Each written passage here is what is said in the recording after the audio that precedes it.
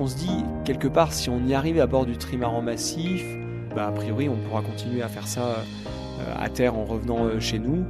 On va faire pousser des champignons, on a des graines germées. 3 hommes et un bateau. Bonjour à tous et bienvenue sur le podcast qui vous embarque à bord du trimaran massif.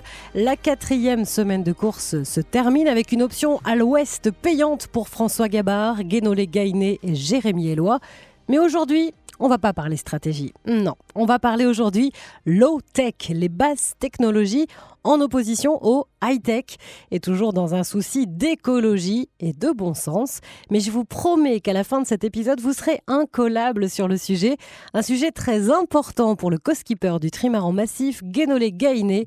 Et le changement, c'est maintenant. Le sport, ça peut être un super vecteur de changement. Pour l'instant, c'est un petit essai, mais on va essayer d'adapter un peu notre mode de vie à bord.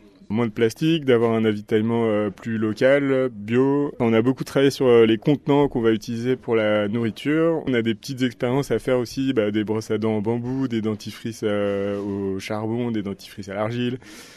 On va faire pousser des champignons, on a des graines germées. Donc on a tout un panel de petites expériences à faire qui vont être, j'espère, assez marrantes. En tout cas, je trouve que d'être dans l'état d'esprit de chercher, d'expérimenter, ça, c'est vraiment intéressant. Intéressant, c'est aussi l'avis de François Gabard.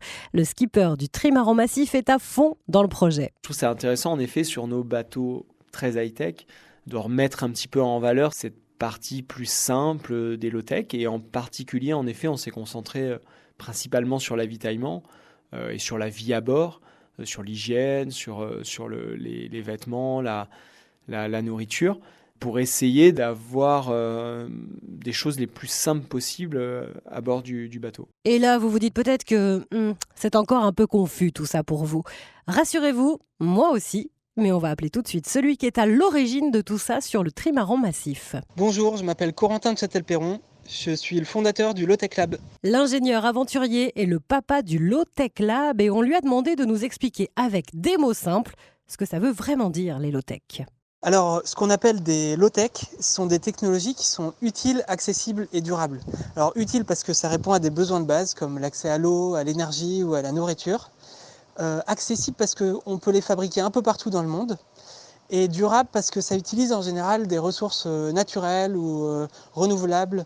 Et c'est robuste et réparable. Alors, c'est beaucoup plus clair, non ?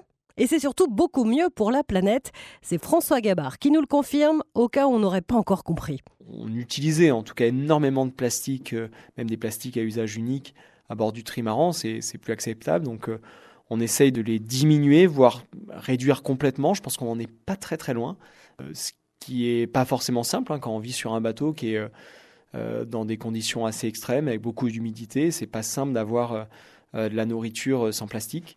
Mais on essaye de progresser dans ce domaine-là et je pense qu'on a fait un énorme progrès là en quelques semaines et cette expérience-là sur cette course nous permettra peut-être de ne plus du tout utiliser de plastique à usage unique à bord du bateau. Je pense qu'on est vraiment tout prêt et je pense qu'il ne nous faut pas grand-chose pour y arriver complètement. Et c'est vraiment énorme d'avoir tenté cette expérience en plus de la course parce que ça demande quand même un petit effort, mais il y a aussi énormément de satisfaction. On va faire le point depuis le bateau avec le co-skipper du trimaran massif, Guénolé Gainé. Habituellement, on utilise la lyophilisation qui est une technique assez compliquée qui demande des grosses machines, qui demande de congeler la nourriture et de la mettre sous vide. Enfin, c'est assez un gros procédé industriel. Là, on passe à quelque chose de vraiment plus simple qui est la déshydratation, donc faire sécher des produits. Donc les légumes qu'on a achetés nous-mêmes localement, on les a coupés en morceaux et mis dans un déshydrateur et ça nous fait une grande partie des repas et c'est un vrai succès. C'est vraiment agréable d'avoir des plats qu'on compose nous-mêmes. On se rend compte qu'on mange mieux. C'est vrai que là, en ce moment, Jérémy, il passe pas mal de temps à mettre tout ça en œuvre. Et il le fait très bien d'ailleurs. C'est aussi une clé du succès. Jérémy, notre médiaman, proclamé meilleur cuistot de la Brest Atlantique. D'ailleurs, c'était quoi le menu aujourd'hui, Jérémy ? Ce midi, j'ai fait aubergines, pâtes, tomates séchées. Voilà, sans sauce. Chacun après met des graines comme il veut, ou de l'huile, ou du poivre, ou des épices. Et sincèrement, c'est ce qu'il y a de plus léger, de plus facile à digérer. Il n'y a pas plein de sauce. C'est bien cuit, Eh bien, c'est parfait, tout simplement, Jérémy. Et moi, j'ai bien retenu qu'ils avaient fait pousser des champignons. On en est où avec les champignons, Jérémy ? Alors les champignons, donc on les a mis un peu avant Rio, mais on est parti tout de suite dans le froid, donc ça n'a pas trop marché. Il y a eu une petite pousse qui a vite dépéri dans le froid des 40e. Donc j'ai continué à les arroser tous les matins. Et puis en Namibie, d'un coup, un matin, voilà, ça a commencé à pousser et ça pousse à vue d'œil. Et voilà, là on a de quoi maintenant faire un repas avec tous les champignons. On a surtout envie de manger ça cru, je pense. Faudrait que je les coupe en fines lamelles avec de l'huile d'olive. Alors c'est des pleurotes, je sais pas trop ce que ça peut donner. Franchement, ça peut être canon, vraiment. On a du mal un peu à imaginer tout ça avec l'exigence de cette course et pourtant ils le font.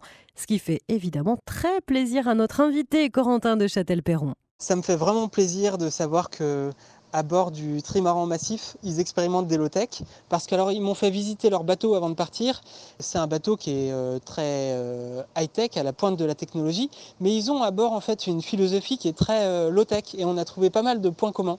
Et leur mode de vie, il est par exemple très frugal et tout ce qu'ils embarquent à bord, c'est robuste, ils peuvent le réparer eux-mêmes, ils s'encombrent pas de superflu.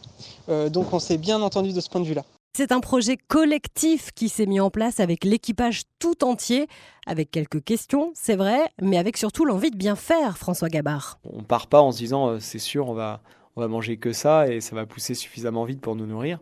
Mais on va tester, on va voir si ça fonctionne, on va voir comment ça agit sur le bateau. Et puis peut-être que ça va pas marcher, mais c'est pas grave, on essaye, on tente. On se dit quelque part si on y arrive à bord du trimaran massif, a priori, on pourra continuer à faire ça à terre en revenant chez nous, dans nos familles, et on pourra espérer et encourager des personnes à le faire chez eux. Et voilà, essayer de développer un petit peu de ces technolotech qui sont par définition faciles à mettre en place pour un maximum de personnes. On ira vérifier à la maison, François. Attention.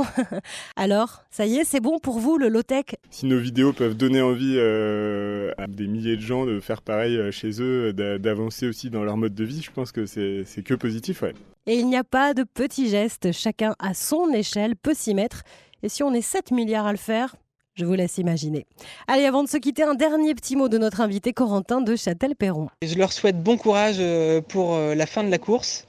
J'espère qu'avec toutes les bonnes choses qu'ils ont embarquées à bord, ils ont la pêche. Et j'espère qu'ils m'en veulent pas s'il y a des choses qui n'ont pas très bien marché. 3 hommes et un bateau, c'est fini pour aujourd'hui.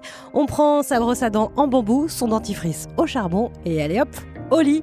Jusqu'à la prochaine histoire. D'ailleurs, n'oubliez pas de vous abonner à notre podcast pour ne rien rater des prochains épisodes jusqu'à l'arrivée à Brest.